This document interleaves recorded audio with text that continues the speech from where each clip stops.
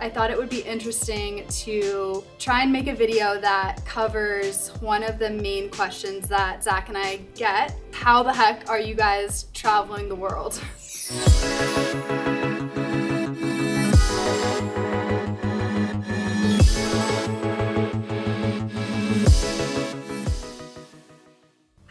And welcome back to my channel. I am somewhere other than home right now, which is always so exciting in the year 2020 to not be at home. We're actually at Zach's parents' place, which is an hour from where we live, and we're here puppy sitting. Those two puppies that we fostered over quarantine now live here, and we get to puppy sit them from time to time. So we're here doing that. I thought it might be interesting to kind of get a little insight into the behind the scenes of what is really going on behind all these beautiful Instagram photos that influencers are posting as they're traveling around the world, but more just, I guess, our story of how we got to where we are and how we managed to travel the world. Yeah. Let's get into it.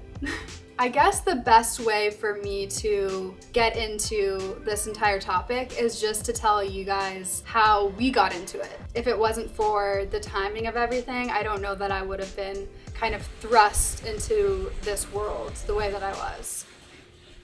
If you hear puppies barking or other noises, it's because they bark a lot. When Zach and I first met, we were both trying to navigate this social media landscape. It was all very new. I had garnered a following because my Tumblr, my blog, had a decent amount of subscribers, and I deleted that blog. All those subscribers found my Instagram when I first started Instagram, and Zach had a bit of a following from going on a reality TV show. You probably already know which show, but if you don't, you can go back and watch my Q&A video with Zach or my first ever YouTube video, and I can give you a full recap on how we met and all that good stuff. I want to preface this video or this topic just by saying that back at that time, the idea of collaborating with hotels to travel and the concept of making money or having any kind of sustainable career were two different things. Now, where we are now, they overlap. Here's how I got into everything with traveling and with collaborating with hotels. Back when I thought that traveling and collaborating with hotels was free travel, but this was my first lesson. But back before any of that, the very first hotel I ever collaborated with was a hotel in Mykonos, and I think I landed that collaboration by emailing every hotel in Mykonos until one of them responded. I'm pretty sure I agreed to do like a campaign's worth of deliverables for this hotel, meaning blog posts, like 10 Instagram posts, you know, giving them images they could use without paying me or anything. But I think I would have agreed to anything at that point because the value of getting a hotel room in this hotel for what I thought was free was so high for me. So I would have done any number of posts for them. I ended up collaborating with that hotel in Mykonos 2 summers in a row. That next summer, I was going with my cousin and my sister. And in between those summers is when I met Zach. By the time our second trip to Mykonos was rolling around, I had already met Zach, and he pulled a serious power move and decided to show up to Santorini, and he comes to Greece, and we end up having just an amazing time together. I remember we were in our little Santorini pool. We decided to email a company called Villa Getaways. Villa Getaways is like a big villa conglomerate website that has luxury villas all over the world, and we emailed them because we saw them working with some other creators. We could tell that they were working with them on a collaboration. They weren't paying to go stay in these villas. These people were not paying. We knew that, we could tell. And so we emailed them, and for some reason they said yes. Not that we had beautifully curated travel feeds at this point, but we did have, I think I probably had, I don't know, like 300 or 400,000 followers, I don't know, something like that, you know, but we weren't established travelers is what I'm trying to say. Before we were officially in a relationship, we were going to Bali together. Bali is where we learned our first lesson, which is that there's a big difference between traveling for free and collaborating with hotels. And the difference is that the first doesn't exist. There is no traveling for free. This trip was rocky. We were so worried about getting really good content for this company that we didn't even explore Bali.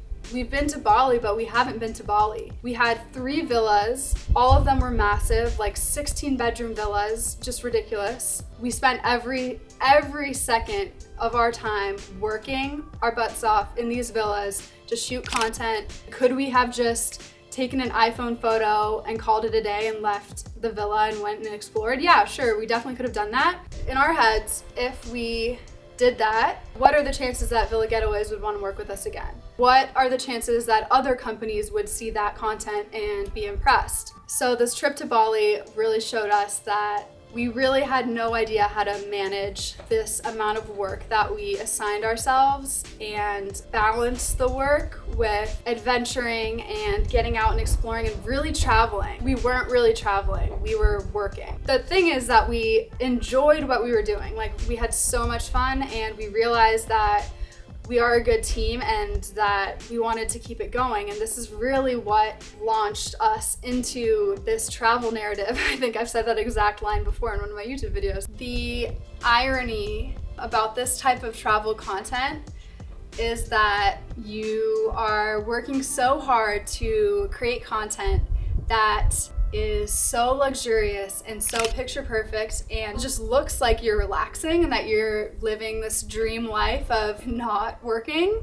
In reality, you are working so hard to create this content and these moments. The thing about these first few trips that Zack and I did is that yes, we were getting to travel. We weren't paying for it with our wallets, we were paying for it with our content. At the end of the day, we weren't making money. It wasn't a sustainable career.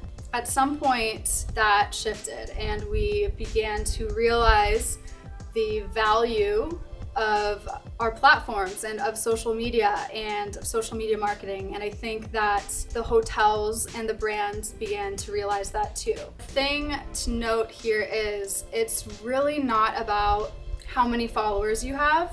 It's about who follows you. How old are they? Where do they live? What are their interests? Are they engaged with your content? Do they care what hotel you're staying at, or do they just follow you because they like to see your butt? I'm sorry, but it's true, because just having a big number at the top of your profile that says that you have a lot of followers does not automatically get you a free pass to the world. You cannot just go and stay wherever you want. A lot of hotels are very particular with who they align themselves with. If you have value to provide, and the value could be in the form of assets, so content, so maybe you are a photographer or you're getting into photography or are a videographer or an artist of some kind, that is your value. If you have a platform, or if you have a blog, or if you write for a newspaper, or whatever it may be, that is the marketing. If you have both, then you can really take your life and take your income and your adventures into your own hands and work for yourself. The tourism industry is massive. Obviously, 2020 took a little bit of a hit, but it will bounce back. Hotels and companies and tourism boards, they all need content, and the rest is just up to you and your creativity and your determination and your dedication and your manifestation and all those things. We are at a point now where we can fit travel into our job description, and we work with brands, we work with tourism boards, we work with companies that want their content shot in beautiful locations. Because of that, we get to travel. We do still collaborate with hotels wherever it makes sense. We know the work involved now. There's no such thing as a free hotel stay. You're always working for that hotel. It's marketing, and just like with any possible job you could find yourself in, there are other sides to it than just the highlight reel, but the highlight reel is pretty impressive, I must say. Well, guys, I hope that that was interesting or insightful in some way. Not really sure to what extent anyone really knows what goes on behind the scenes of Instagram and of influencers and traveling creators. Hopefully it was useful or interesting. If you liked this video, please give it a thumbs up so that I can get some feedback. And please subscribe to my channel because we hit 10,000 followers. Woo! Thank you so much to everyone who watches my videos. Leave me a comment and let me know if you liked this video or what other kinds of videos you would want to see in the future. Thought it would be pretty rude of me not to show you guys the puppies. So let's go get the puppies. What are you eating? Here they are. Look how big they are. They grew up. Annoying. This is Cashew. This is Oatly. And they're the loves of my life. Like and subscribe, right? Cash says to like and subscribe, so if you like puppies, like this video. Okay, bye.